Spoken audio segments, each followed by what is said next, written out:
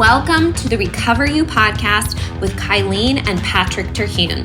It's here that we talk about sex addiction, betrayal trauma, mental, emotional, and physical health, faith, and anything and everything needed to recover you to your most authentic self that God created you to be. How does she know you love her? How does she know she's yours? Do you remember that? No. How does she know that you love her? Is that from a Disney musical? How do you show her you love her? Yeah, Enchanted. Yeah, I would have never known that. How does she know? Yeah. Yeah. That's very good. Yep. So the title of today's episode is How Do I Know? So I thought that fit in really well. Mm-hmm. How do I know? So this is the Wednesday after Thanksgiving. We hope you all had a beautiful Thanksgiving. And I'm going to ask Patrick, what are 3 things you're thankful for? Well, there's a lot to be thankful for beyond 3 things. But if I had to zero it down, I think that West Point's football team is on a winning streak. Just kidding. Even though that is good. Number 20 on the list. Number 20 on the list. No, I think, you and I have actually, we had a little bit of a rough summer. We're coming up on 3 years. So the end of January will be 3 years. And I think I'm very thankful for where we are and how much we've repaired and healed, from what was a very hard, very, very difficult process through many months and of, a couple steps forward, a couple steps back. And so it's nice to know that you have healed along with me, and so we've healed individually, and then now we're healing our relationship even more. So I think I'm very thankful that we've up-leveled. Yeah, we've up-leveled, and I'm certainly thankful for the love you've shown and the grace you've shown through this thing, and for the love of Keegan and the love of friends. And I think for new friends that I've found, through this process, it's been great to see, to be able to lead men and participate with men as they go through their own healing journey. And like thinking back, like where they are, a couple of them are coming up on 2 years now too. And it's kind of cool to see that. And then just see how this whole thing has grown. My therapist actually said, I was like, it was amazing. I was talking to him this week. It was amazing. And he goes, this is not my term, but he goes, it's kind of appropriate to this. It's a gift that's initially wrapped in shit. You know what I mean? It's doing the work that we do. Yeah. And so, but it's a wonderful gift. And so you end up going, man, and you and I talked about this with the terminology. It's the best thing that ever happened to me. We've heard people say that, and I understand why they would say that. I don't think I would, I don't want to visit that kind of pain on people in the sense of this is the best thing that ever happened to me. But I understand the sentiment of, I would have never had the healing that we are in and the impact that had it not been for entering into recovery and understanding what that is. So, was that 3 things? I'm thankful for many things. Don't limit me. 20 things within one thing. Yeah. Yeah, good. Yeah. How about you? The same. Okay, moving on. No, I mean, I would share the same sentiment in terms of you would never, oh my gosh, I would never say, oh, I wish betrayal trauma on someone. It's like horrific. I would never ask to go through that, On the other side of it, when you come through, there's so many gifts that recovery brings you. So it's the journey of recovery that really brings you all of these beautiful things. And they're hard and really painful to go through. But then, I think one of the episodes that we should probably do is like all of the limiting beliefs that you and I identified within ourselves through this process that we've then had the opportunity to work through and choose like different beliefs and kind of step into different identities and step into the life that we actually want to live. Because I think that is one of the biggest pieces. And I say this to even just, coaching people through that type of thing, limiting beliefs and parts work and that sort of thing. This is not just for addicts in recovery, that type of work is not just for women that go through betrayal. It's really for humans. I think anybody that wants to push through difficulties in life or wants to change how they respond to something, if you have a pattern that you don't like, or you just want to up level in some way and work on some things in your mindset and your beliefs and your behaviors, then the inner work, as they would say, or the emotional processing and stuff like that we've had the opportunity to do is really where it's at. And so I'm really thankful that through this process, I got so deep into that. So, back when I had cancer, I wrote a chapter in my book about emotions. And that was before I knew, even maybe a tenth of what I know now. I knew enough to talk about it and to say, hey, I'm going through this really hard thing. And I think maybe understanding that emotions can contribute, like maybe I should say something about that because it's important. But I did not have any understanding to the level that I do today about, how much it weighs in the body and particularly what we can do about it, And so having all of those tools is huge. And I wish that everybody had them. And I wish that they were tools I had 10 years ago or 15 years ago. I think it would be, I thought when I learned all of them, I was like, oh, I wish I had that when I was parenting Keegan when he was in the house, just like communication tools and emotional processing tools and like all of these things. And so I think that that's been a huge gift. I'm actually really excited because you're going to go get certified in April with the same tools that I use with my clients. And I already think you're an amazing coach. And I think that's just going to give you so many more tools to use. But that's probably the biggest thing I think would be that. And then I would say, because of that, and within that, the development in the relationship. So really thankful for that. You mentioned we had a really hard summer, but we talked about that on the podcast too. So that's not really a surprise or anything. We just had a lot that we were going through and some deep emotions coming up through the recovery process and just kind of navigating those. And I would say, ending the year and coming to the end of the third year, about to hit the 3-year anniversary and moving into the 4th year of recovery, we're at a place that within the first 6 to 9 to 12 months, I don't even know that I would have believed we could be if somebody had said, at year 2 3/4, you're going to, be here with your relationship. And so that's been really, really great to know that you're in a really good place and I'm in a really good place and we are moving into a good place.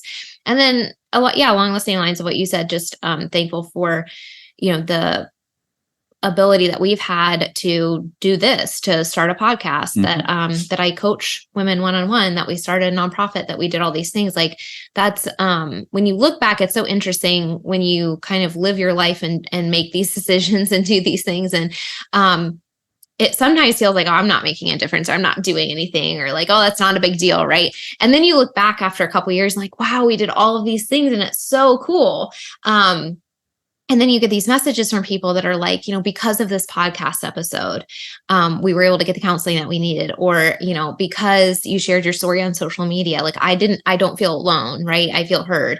And that is really huge to know that just sharing our story has been able to help people, and publicly and privately, right? Like people will come and say, hey, because you've shared, this is what I'm going through. And the fact that people feel safe enough to come and tell us that, I think is huge. Absolutely a tremendous honor every single time that someone feels safe enough to share, because that is them coming in their most vulnerable place to say that, you've gone through this. I see that you are in a healthy place. And can you tell me how to get there? And so that's a huge honor. So like you said, we can, sometimes it can be hard. Sometimes it can be exhausting. Sometimes it can be emotionally difficult to continue doing these things and to work in this world. It's just a really heavy world. It's got a lot of hard emotions. It's got a lot of trauma involved. You hear a lot of stories, right? And it's hard to know that all this pain is out there and to work with it. But I think the reward so much comes when you hear those comments, right? And you hear, this has made a difference to me. This has helped me. Or I know that because, you've done it, I can do it. Or seeing the fact that you guys have recovered and reconciled gives me hope that maybe we can too. And can you tell me the steps that you are involved in that? And so, yeah, that's been really cool. Yeah. Yeah. Okay, so today's topic is how do I know? So we're going to go through 4 questions that start with how do I know? Because these are really common questions when discovery or disclosure of a sex or porn addiction in a relationship happens. So the number 1 question is, how do I know sex addiction isn't about sex? So I'll let you start off. Okay. With that one. So I think, and this one's really hard for the addict because, with the shame that's involved with sexually acting out, you have a hard time understanding or trying to come to the realization that it is not, in fact, about sex. So most people will view sex as a pleasurable act. And so people will say, well, how is it not about sex? You know what I mean? When they think about the discrete nature of a sex act or sexually acting out. So, but I think the reason why it's not about sex is because in your, I guess you could argue, inappropriate way, you're using it to soothe or to numb these negative feelings you have. And so when you start to dig into the sexually acting out and you spend some time looking at things like arousal templates and things like that, which is like, why are you there? I really don't like that word, by the way. I think I prefer... We will call it the Nebuchadnezzar template. I think I prefer the term like the trigger pattern or the trigger template or the addiction template or something like that. Yeah. Because that title itself sort of counteracts like the idea that we're trying to get across that is it's not about the pornography. It's not about the women. Right. It's not about the sexual act itself. So when you go, well, but it's so arousing. It's like, okay, there's a chemical cascade and there's a physical reaction. Yes, but that's not what we're talking about. Right. Well, so when you dig into that template, and it's the pattern of the process. Yeah, you look at what happens is when folks are early in their addiction, they may go, oh my gosh, what was I aroused by? So they may actually think that because they're limited in thinking. But you broaden that and you start to say, what are the activities that were happening in my life? Was there lack of affirmation? Was there a fear of going to a family for Thanksgiving? Was it a fight? Was it or sometimes, sometimes there's a stressful event or conversation or a rejection or something like that. And then it's maybe not even that specific moment.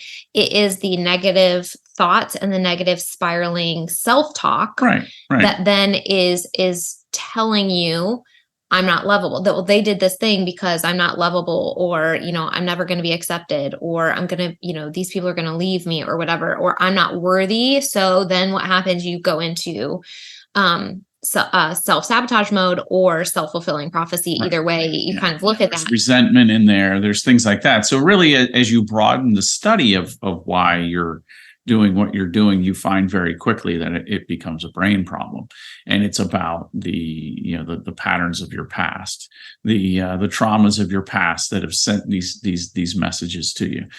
But it's still hard, especially for the betrayed spouse, to understand that it's not about sex, because they can get into the comparative nature of it. They can get into was I not good enough? That sort of thing, like, could you have just turned to me versus this other thing, right? It really enters into a lot of that. And it's just, there's it is in fact a brain problem that drives that. I would say that's probably true for every addiction, and just a small little asterisk caveat. I would also say that it is true that some people like it. They don't see anything wrong with it. They may actually have an addiction and see nothing wrong with it and be really gaslighty and mean about it. And that's not who we're talking about. So some people may, it is about the women, and that's what I like about it. And okay, that's a deeper thing. We're talking about people that, actually want to recover. And, part of the addiction spiraling is the shame associated with it. The fact that it's not about the women, it's not about, certain behaviors or whatever. It's specifically about, oh, well, my brain has found a way to self-medicate and to numb out. And so if you think about what I did, the process that I just explained of, okay, something happens, and then you have these spiraling thoughts, this negative self-talk about who you are and your worth and like the outcome of your life and what's going to happen and all these types of things. If you haven't been taught throughout life how to sit and feel and process those thoughts and those emotions in a healthy way, reaching out to a friend, getting out of your head and into reality and having people speak truth into you and developing connections and community and all the things we've talked about. Instead, if your body goes, okay, well, I don't know how to think, how to feel, how to process this, how to just sit with this negative belief or this feeling, and I know that it'll go away. But instead, you've been taught to numb, avoid, or distract. And so when that happens in an early age, in teenager years and stuff like that, your brain goes, oh, well, I have this coping mechanism. Here's an uncomfortable emotion. Here's a negative self-belief, that I'm unlovable. Well, let me go into this activity where someone tells me I am lovable, someone pays me compliments, whatever, or just the physical act of acting out to certain images or whatever, bringing in that chemical cascade. That's this short-term band-aid for this negative belief that we don't actually know how to sit with because it's uncomfortable. And so at the root, a lot of negative behaviors and patterns, and I mean, this could go far outside of addiction too, but at the root of negative behaviors and self-sabotaging behaviors are these limiting beliefs about who we are as human beings. And then if you rewind that, sometimes there was a conversation that was had, or sometimes there was a traumatic moment, or sometimes there was like something negative that a parent said, right? And maybe some of that happened when you were 7. And then when you're 25, there's a comment that's made that triggers that creates this spiraling thought pattern. And now you have that acting out, numbing, distracting pattern so locked in that you don't even think about it. You just go to it. You don't even know that that's happening. It's not on a conscious level that you go, oh, my feelings are hurt, I'm going to go act out to some pornography, right? Like, so I think that, and you're right, you had mentioned this is, and I was going to say this too, this particular one, how do I know that it isn't about sex or it isn't about the women, is really, really, really, really, really, really hard for the betrayed partner. I asked you that question about 20 times because maybe more than that over the first couple of years, because I was like, I need you to remind me right now that it wasn't about the women. I need you to remind me right now that it wasn't about the women, that it wasn't about the women, that it wasn't about, right. I needed that on repeat for a really long time. Because for me, as it came up, what I was so afraid of and what was my trigger and my trauma was the comparison, like you said. And so that was very difficult. And I know a lot of people feel that betrayal trauma is particularly, or sexual betrayal trauma with sex addiction or pornography use is particularly traumatic and painful because it does feel personal, unlike some other addictions that it may be betrayal, it may be trauma, it may be difficult, and we might not feel as personally attacked by it. And so that is like a little bit of a unique facet to this particular type of addiction, that to a partner, it feels incredibly personal. And like you said, we'll say, well, it's not like I wasn't willing, it's like I was here, why don't it? And the answer to that then is really bringing it into the conscious brain and saying, it's not about sex. It was not about those things. And on a little side note to that with the betrayed partner too, you don't want to be the replacement to an addiction. Right. Yeah. So you do not want to just be a body that he's acting out with. You want to avoid that. And maybe that's a different episode, but within this process of recovery, that is a pattern that we could potentially fall in. That's like, well, as long as your attention's on me, I would just rather that you focus on me. Right. And yes, while that's true, we don't want to then become an addiction replacement. That's not healthy either. Right. Yeah. Yeah. I think, if I could add, a lot of times we'll tell our kids, and gosh, I might have even said this and I feel bad about it, but get over it. Sometimes, and I never did this, but stop crying or I'll give you something to cry about. So like the messages that sends to children is, they don't know how to get over it. They don't know how to, so then let's say they find this, because a lot of kids get exposed, most kids get exposed to it. And then they realize that through that very moment, they don't feel pain. So then if you're in the whole, all the science is there, if your prefrontal cortex, your CEO of your brain isn't fully developed till you're 25, but you learn how to cope or through unhealthy ways, or maybe healthy ways if you've got a good support structure or whatever, earlier on. So, the analogy that's used in Conquer is your limbic part of your brain is so overpowering that it's like, and because your prefrontal cortex is not fully developed, it's like having a Porsche with bicycle brakes. You know what I mean? And so because it just can't stop it. And so that's why it's not really about sex anymore. It's this, we've created these patterns. We've said, you go find a way to cope with it yourself. When we say some of those things to children, get over it, stop your whining, you know what I mean? Like you can think of all the, I'll give you something to cry about, all these little things that we tell children, and as opposed to, it's not that big of a deal. It's not that big of a deal, as opposed to like, hey, I understand you're upset. Let's talk about it. Let's kind of work through it. What can we do? You know what I mean? Betrayal is one of the hardest things you will ever experience. But inside the Recover You support community, you're never alone on your journey to recovery and growth. Imagine a community where support is more than just a word. It's a shared commitment to lift each other up. Recover You is a safe place for understanding, empathy, and connection. If you're looking for a place to share your struggles and get encouraged, or to find resources that move your recovery forward, then the Recover You support community is for you. Inside the community, I host 2 classes per month with topics like how to create and communicate clear boundaries, learning how to navigate triggers, and how to process the heavy emotions that betrayal brings. The replays are saved and posted in the resource library along with other videos available for you to watch at any time.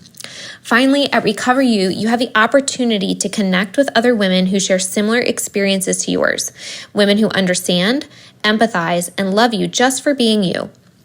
Join us at Recover You, where every voice is heard and every journey is respected, because healing is done in community. Our monthly membership is just $25 a month. Join now for exclusive content and a community that's got your back every step of the way.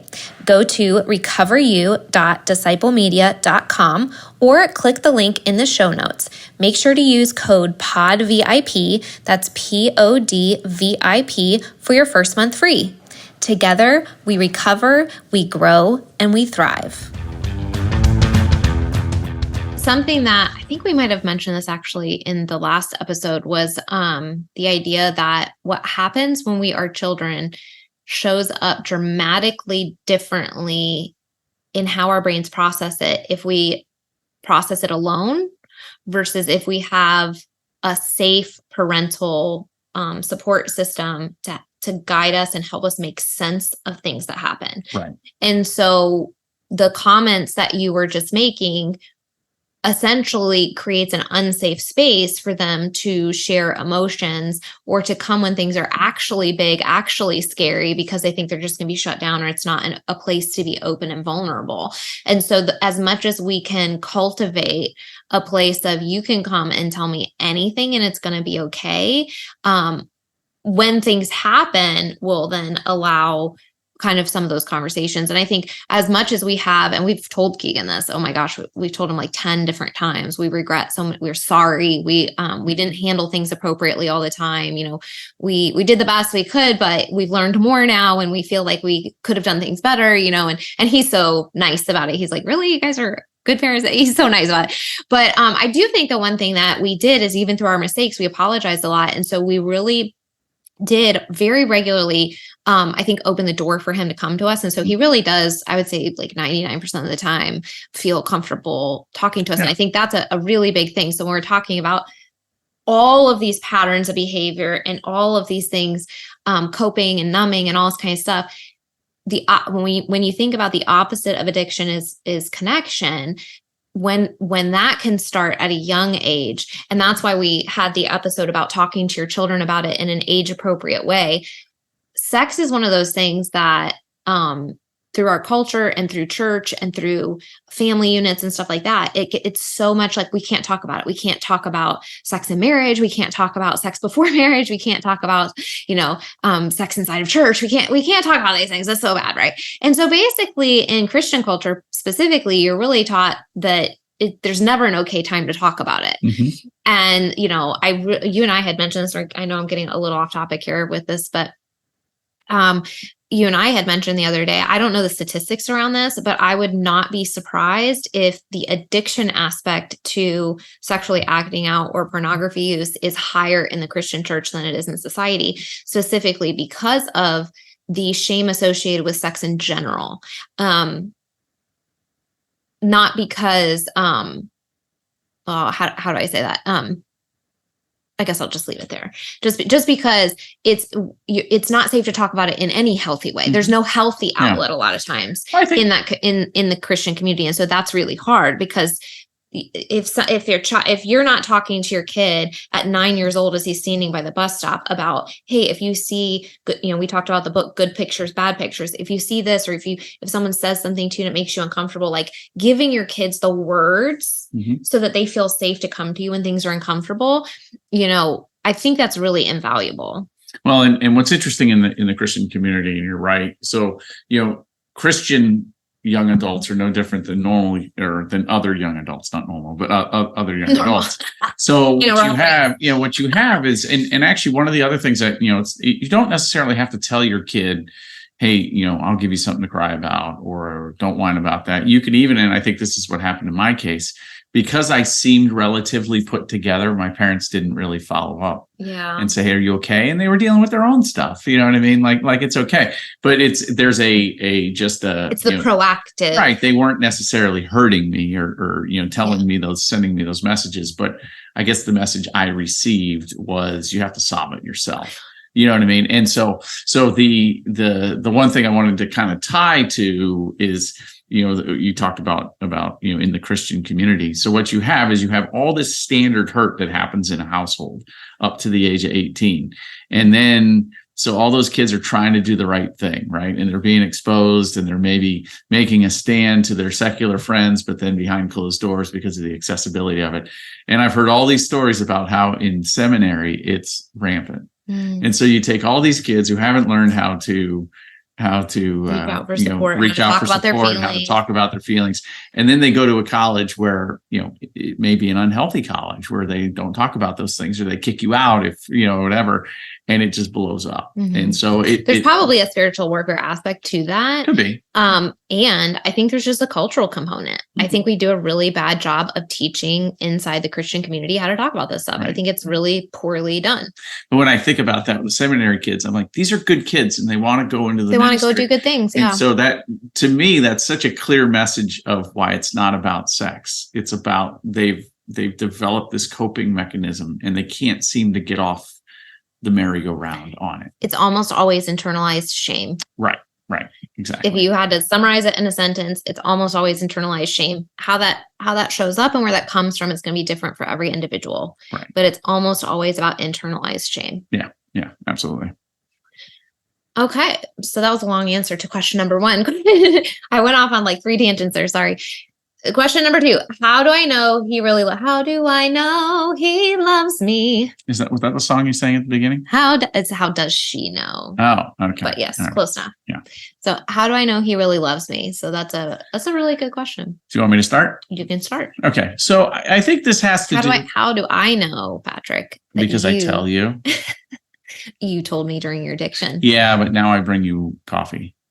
I think you did that. Did you not do that before? I don't know. I'm not sure. Always done that. Yeah. I'm pretty sure you have. Right. Well, I'm going to stop. There you have it, folks. He doesn't actually love me. He's not bringing me coffee tomorrow. So I think this is, and people demonstrate love in different ways, but I think, and I've thought about this a lot, because you asked me at one point, like, do you even know what love is? I think this was the question in the beginning. And this was completely valid, and I stand by this to this day, is that in the beginning, rightfully so, I thought, how can you have this behavior and actually love me? And you hear Doug Weiss talk about this. He answers this question. He goes, you can't. It's not a loving thing. Right. So yes, do I think you love me? Yeah, but the way you were acting was acting against that statement. Yeah. That's not a loving thing to do. It's a cruel thing to do to a spouse. Right. Yeah. Especially if you know it's going to hurt them and all of those. The lying, right? It's like you to some extent you understand and have compassion, empathy on the addiction portion of it, and the compulsion, right? And this comes out in so many people during recovery saying this. It's the lying, it's the manipulation, it's the not letting me know who you really were, and then saying you love me. Like that's not loving behavior. So yeah, I did say, I was like, how do I know you love me? And and what I told you was, you're gonna have to prove to me that you actually know and understand what love is. Yeah.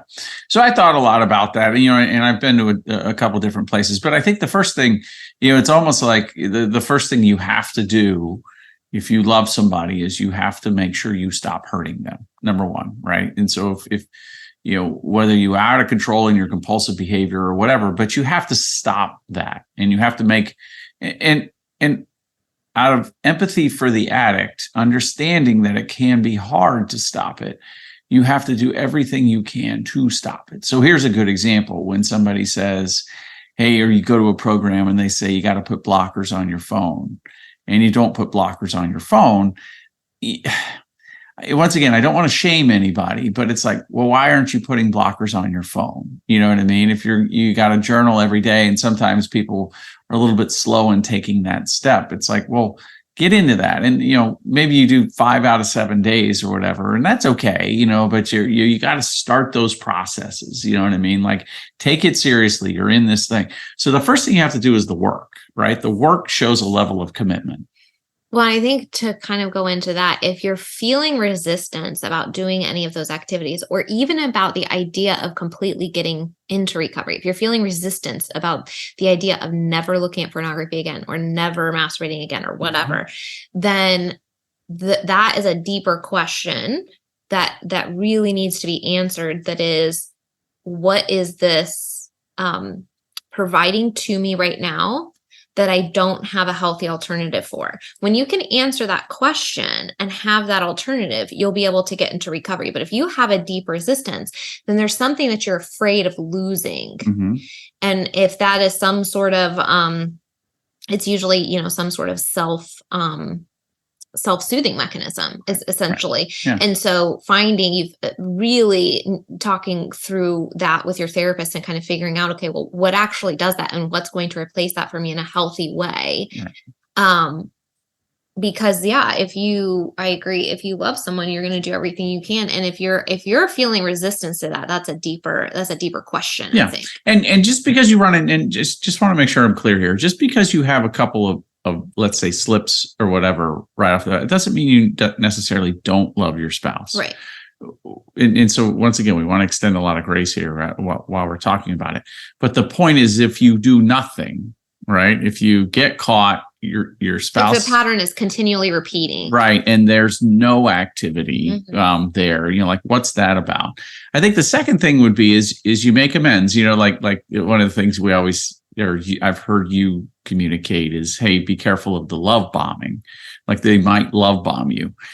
I guess I would counter and say, that is a natural part. Now you have to have it in perspective. Like, is it okay? Like you can't get mad if I don't go. That's right. Good job. Yeah. Yeah. So, I got you flowers, and I would buy you these gifts and things. And there was a degree of love bombing there. But I was trying to show you that, hey, I recognize the pain. I want to demonstrate my love to you. And then I think the last thing is over time. It has to be over time. That's part of the problem with the love bombing. And sometimes it's a 3-day thing and then it's over. Like, are you showing up consistently for that person? That's what a loving marriage does. You show up consistently for your spouse over the long haul, right? Over decades. That's what, when you look at the 50-year wedding anniversary of the couple that really loves each other, what did they do? They showed up consistently for themselves over 5 decades. And was it easy? No. Were there pitfalls? Yes. But is there more of the positive I'm here to serve you. We're serving each other. We are maybe talking through difficult things. Maybe we're having disagreements, but then we engage in healthy repair. And you and I have talked about that. We actually had an incident about a week ago, and I think what I had said was I really respected that we repaired really, really well. Yeah, I was like pretty calm, and we were just kind of talking through something, and then it was over. Yeah, it was over. And there were some lingering effects on me, but we repaired really well and had the potential, like a lot of things, to become a bigger deal. So yeah, I think doing the work that shows you want to be different, making amends, and so that can be the work. It can be separate from the work. You know what I mean? Like learning how to date your wife again, learning how to make her feel like she's the most loved person out there. You know what I mean? Like doing those things they are related, because you're starting to be a more open and honest and individual. And then the final thing I would say, over time, and not from the addict perspective, not expecting kudos for everything. Yeah. I mean, I think that's huge, because did we talk about this in a recent episode? It's the idea that the affirmation for the addict cannot be determined on, cannot be solely based on their spouse. Like, you need to be getting like affirmation and encouragement from like your group and from your therapist and from your support system, and from yourself for doing the right thing.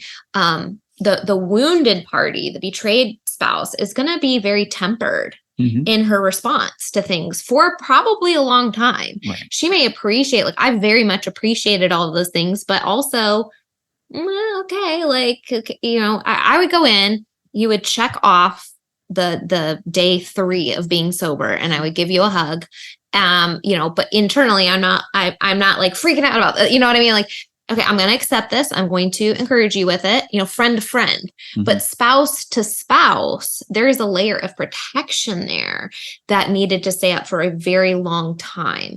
And so I think that's an important differentiation for people to understand, that you can relate in a really healthy way, friend to friend, right from the beginning, as the addict is getting into sobriety, and you can offer encouragement and support and all that kind of stuff. Spouse to spouse relationship, that's going to be different, because you are wounded, and the repair process takes a significant amount of time. And so that like open, vulnerable, love response to those types of behaviors may take a long time. You may cognitively or verbally receive the flowers or the gift or whatever, and it may not be, this profuse encouragement for the addict of, oh my gosh, I see like how well you're doing, right? Because so just to kind of hopefully encourage people there that, like, if you are having that dynamic, that's normal. Yeah. And I think sometimes, and I've talked to addicts about this, is what happens before discovery is you're so used to your spouse affirming you in a lot of ways and hugging you and stuff like that. And then it changes. And so you can't, and you said it, but if you're expecting your spouse to carry the torch for you of recognition and victory, you're barking up the wrong tree. You really are. It's nice when they do it, but you should be seeking affirmation from your support groups. Yeah. And from a spousal perspective, I'm not saying like be mean. Like, right. I feel like I was incredibly encouraging to you and supportive always, in a lot of ways. And again, that's friend to friend. I was always your friend, and I always cared about your recovery and that sort of thing. But on a spousal side, I was really hurt. Yeah. And so that response emotionally took a long time. So yeah, definitely, treating each other well on both sides. I just want to kind of clarify that's important. Okay. So, from my perspective, how do I know he really loves me? There's a couple things. I think that their ability to take responsibility and express empathy gives you a lot of information. So, for example, had you spent the first 6 months blaming me for your behavior, I don't think I could have. I don't think we would be here, because it's not loving. And I totally understand the idea of it being difficult for someone to get into recovery. And, sometimes there's complications, sometimes there's multiple addictions, sometimes there's other complications and mental health stuff on top of different types. There's layers, right? And so I understand like that process can take time. However, if we were in a situation where you were not taking responsibility for it. You understood how much it hurt me, and you weren't expressing empathy for that. I don't think we could really move towards reconciliation, right? So I think expressing empathy and taking responsibility, that's huge for understanding that they really do love you.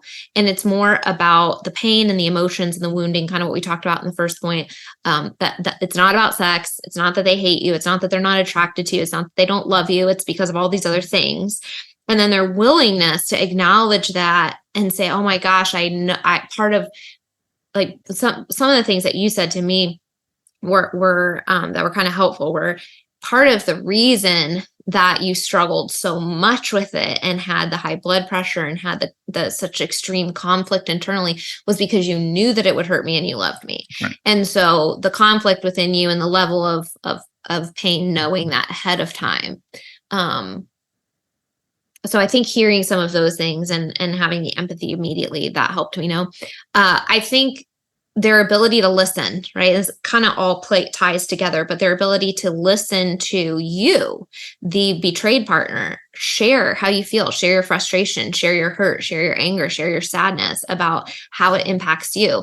If they're making it all about them, it's not really loving, right? Like if you as the betrayed partner are sitting here listening and empathizing about the addiction, you deserve the same respect to be listened to and empathize about the pain that addiction caused you. So I think both sides, that needs to be present. And then one of the things is just, are they really openly communicating to you? I know that I hurt you.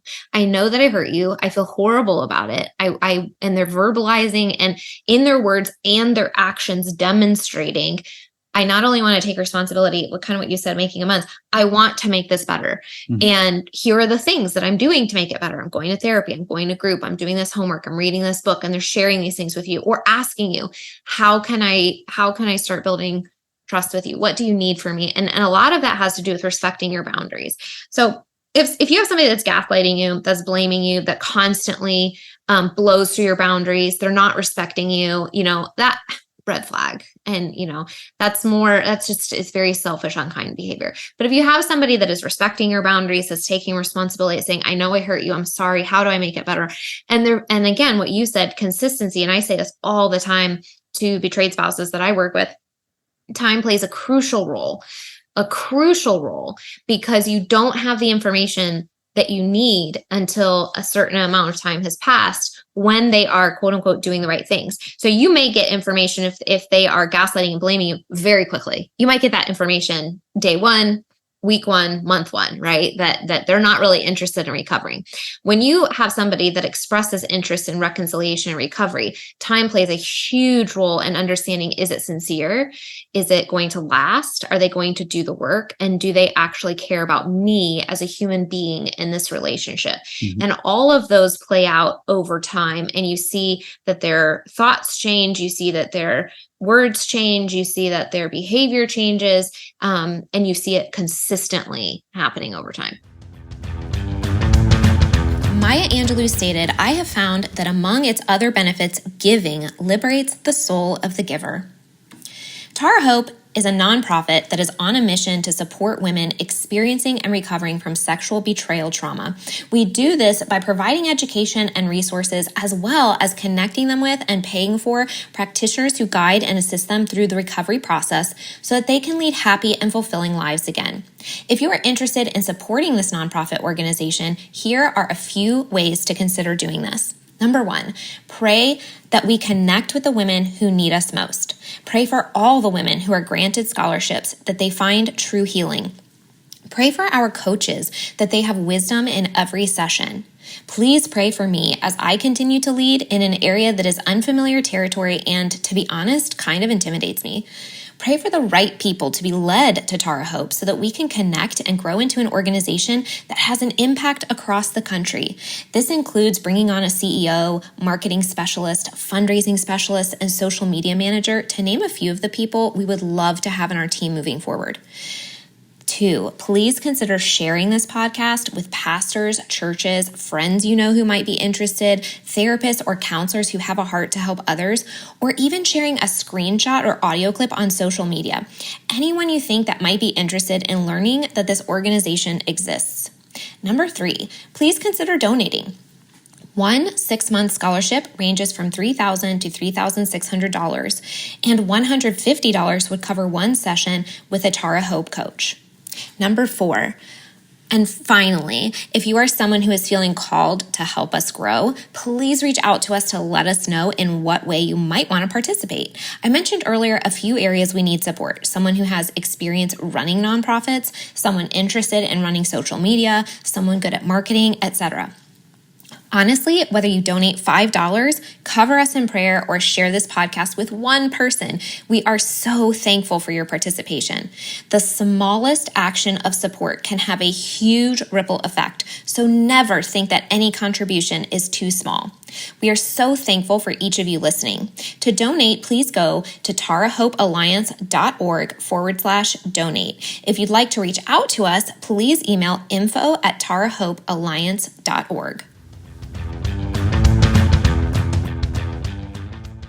Okay, question number 3. How do I know I can trust again? I think that question is for you. I guess primarily it would be for me.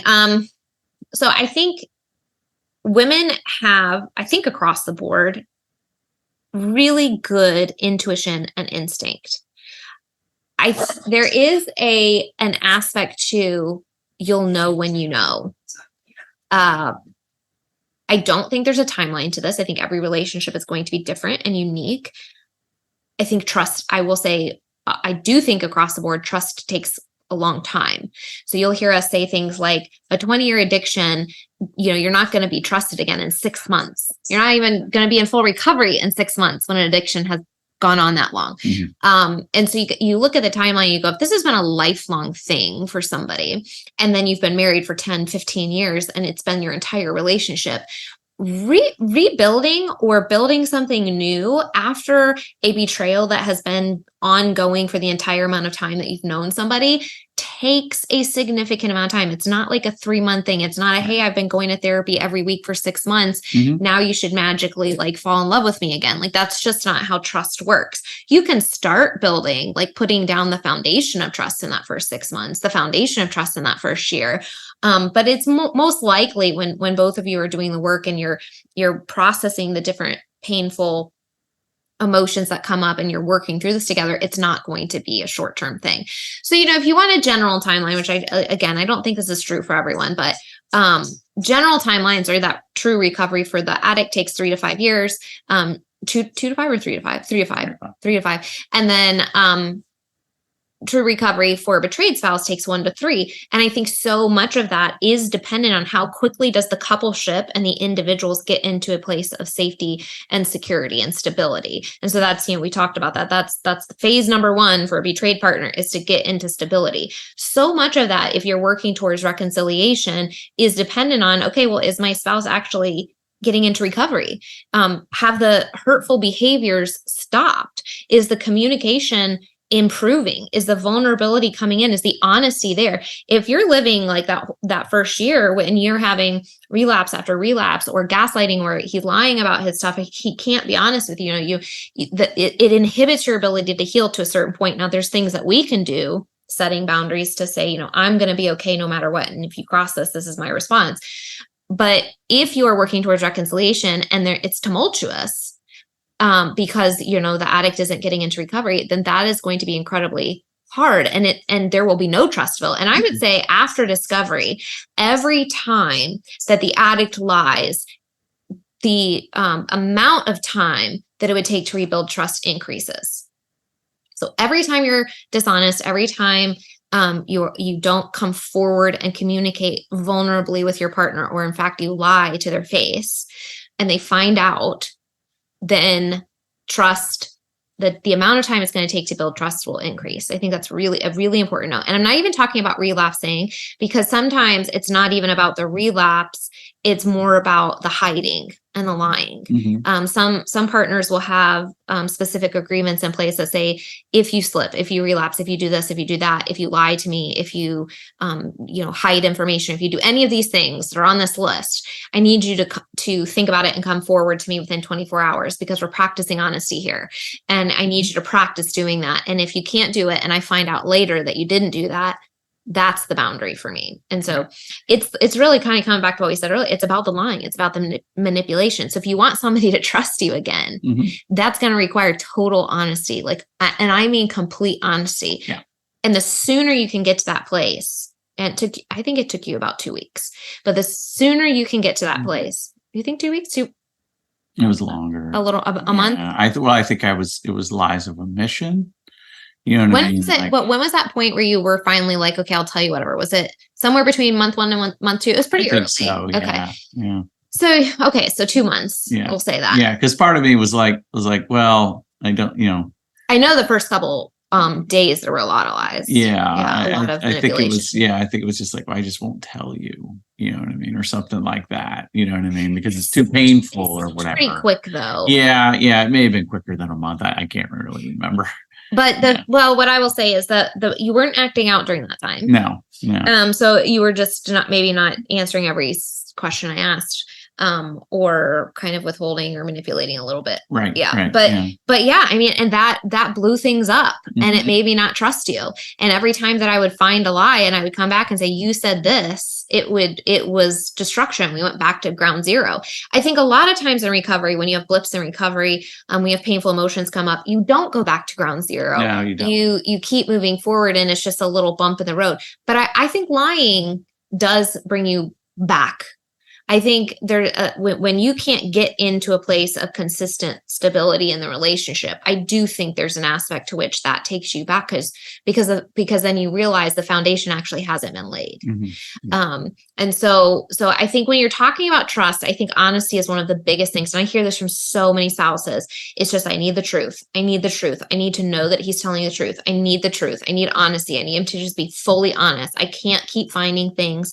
I can't guess, all these types of things. So I think honesty is the biggest thing when it comes to trust, because nobody expects anybody to be perfect in every avenue, right? But we do expect in these relationships that we have, that we are thoughtful, that we reflect, and if we catch ourselves in something, that we come to our partner to build that trust, right? And that we are intentionally doing that. So the last piece I would say with trust is you have to trust yourself first. So in order to trust your partner, I think you really need to trust yourself first. So sometimes it's even, you'll hear people say, well, how can I trust myself when this was all happening in the background and I didn't know? And almost always there are red flags that were overlooked, or pieces of intuition or gut instinct that were coming up that were ignored, right? And I'm not saying that, you should have recognized those, because I certainly had. They were so small, and in that situation, there was no reason for me to really dig deeper. But the reason I bring that up is not to make you feel like you did anything wrong, or like, you should have known. But if you look back and you think about, okay, what were those situations that can actually remind you that your intuition was working on your behalf, and so it never broke. It didn't lie to you, right? It's that if we can learn how to drop into that and listen to it and respect it now, it can actually work for our benefit in recovery. And so I think, again, it kind of goes into, if you know, you know. I think you have a deep nervous system, physiological gut instinct, knowing when you can trust your partner again. And it doesn't happen overnight. Yeah, I think they describe the building of trust like climbing a ladder. And so it's, the trust ladder. And so you can go up the ladder, you can go down the ladder, and with the ultimate goal being the top of the ladder. And so it there are a lot of things. There's not 3 quick steps over a set period of time that gets you up there, but it is a lot of hard work and a lot of brutal honesty and a lot of openness and vulnerability and all of those things that goes into it. Last question. How do I know he's really in recovery? You want me to answer that? How do I know he's really in recovery? That didn't work. No, it didn't. Yeah, well, I think what we just said, time. If you are going to see actual recovery, what you're going to see is empathy developed, changes in thought patterns, changes in communication style, more openness, more honesty, more vulnerability. And this is going to be built consistently over time.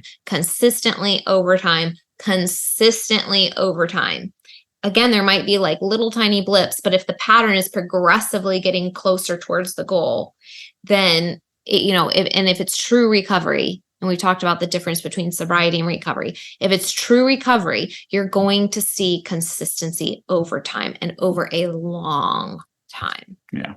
I would say, like, as an addict, how do you know you are in recovery? I think, you kind of flip that question around.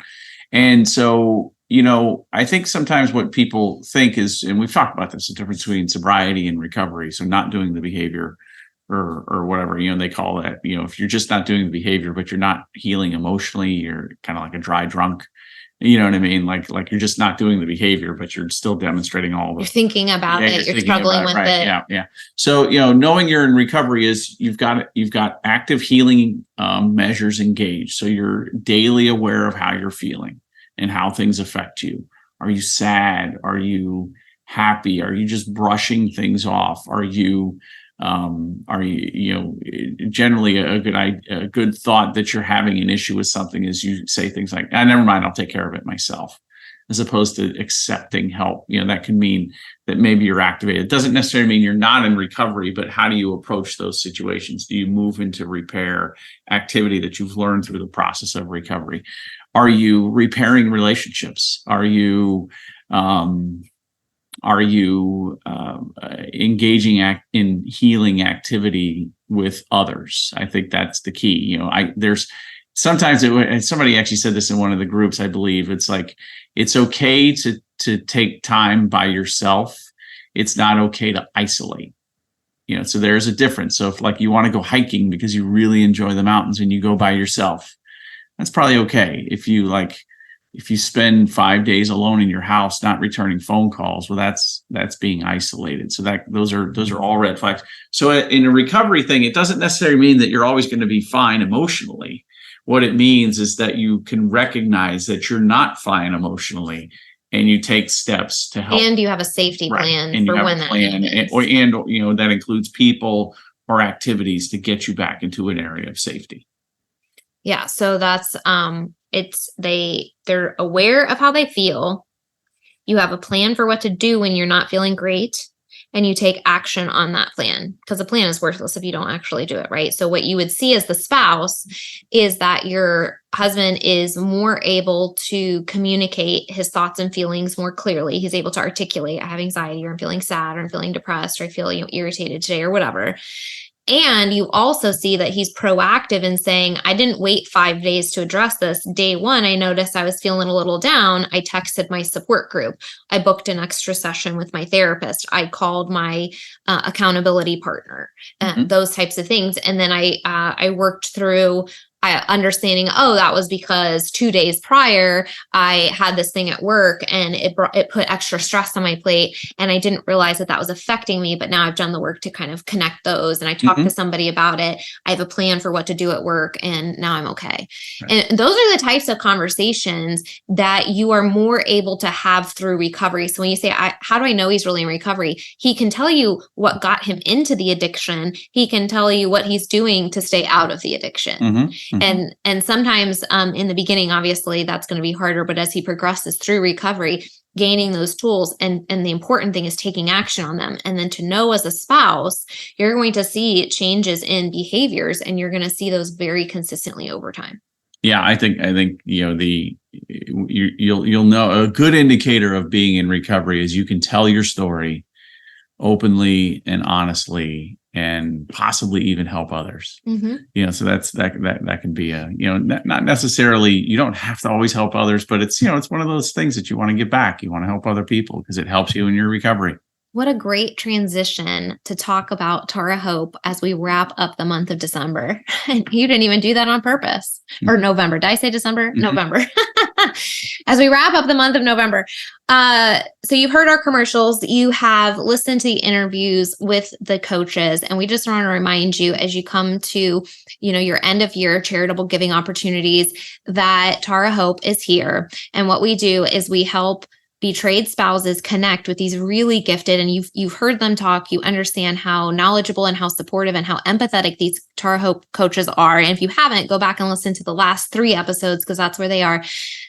So you've heard how empathetic and kind and smart and just what a heart for recovery these coaches have. And what we do at Tara Hope is we connect women that have been betrayed, that are in significant financial need. And that happens for a lot of reasons. Sometimes all of the money is going towards the addict's recovery. And sometimes that's so expensive. Sometimes it's because they've gone to a rehab center. Sometimes it's just because they're going to therapy every single week. Sometimes group support, which is therapist led, also is an additional expense. So, recovery is not free, particularly in the, recovery of an addict. And also sometimes money is spent. Like in our situation, there was a lot of money that was spent on the addiction itself. And so women that have been betrayed find themselves in a very difficult position. And that is one of supporting their spouse to get him into recovery. And then often supporting children through the trauma of kind of, depending on what age they are, maybe they've found out a little bit. Maybe they saw a parent acting out. Maybe there has been some tension in the household and they're being proactive about putting their kids into some counseling as well to help them be healthy. Maybe it's just because, kind of like we talked about in this episode, they want them to learn how to share their emotions and tap in and get their own tools and resources, And so there's so many reasons that women have a lot of financial difficulties or can sometimes because of these various different situations. And so what Tara Hope does is we set aside scholarship money for these women that are in need, and we pay 100% of their coaching fees for 24 one-on-one sessions with a Tara Hope Alliance coach. And so if you are interested in giving back, or if you have benefited in some way throughout your life from somebody else, so whether that's friendship or whether that's someone financially supporting you, or whether that's someone praying for you or helping you in some way, and you would like to sort of pass on that energy and that encouragement and that love and support to somebody else, we would love if you would consider Tara Hope Alliance for your charitable donations this year. Any amount really helps. Really, truly, we would be thankful for $5, $10, $50, $100. And for those of you who maybe have a little more flexibility, one session is around $125 or $150. So a donation around that amount would cover one session. And if you're interested in supporting a whole scholarship, it's around $3,000 to $3,600. So any of those amounts, even $5 would be so helpful to just contribute towards the healing of these women. And we want to just wrap this episode up and this month of thankfulness up by thanking you for listening to this podcast. We are really thankful for every single one of you who takes time out of your week to sit here and listen to our thoughts on recovery and addiction and betrayal trauma. And it means a lot to know that we are supporting you in some small way. And so thank you so much for listening, for downloading, for supporting, for sharing on social media. If you haven't left a review yet, we would love to hear if this podcast has made an impact on you in some small way. Please leave a review and let us know that you're listening. But we are so thankful for you, and we hope you had a great Thanksgiving, and we will see you next week. Thank you so much for listening. If you found this podcast interesting or helpful, it would mean so much if you leave a 5-star review or post a screenshot and share on social media. We are on a mission to share the message of recovery, and you can help get the word out. If you know a friend who could use this podcast, please share it.